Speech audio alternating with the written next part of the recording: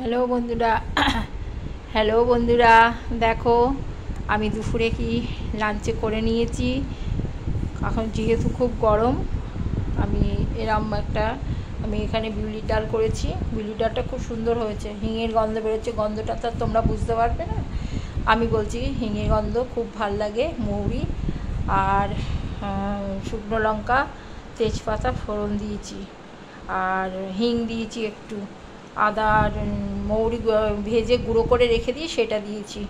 বিউলির ডাল, আর এখানে উচ্ছে ভাজা আর চিচিঙ্গে ভাজা।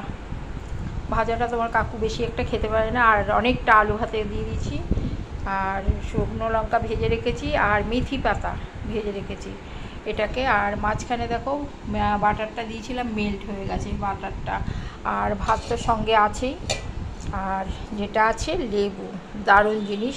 লেবু এক কৌটো কেটে রেখেছি, যে যতটা খাবে সে ততটাই খাবে। ঠিক আছে, বাই বন্ধুরা।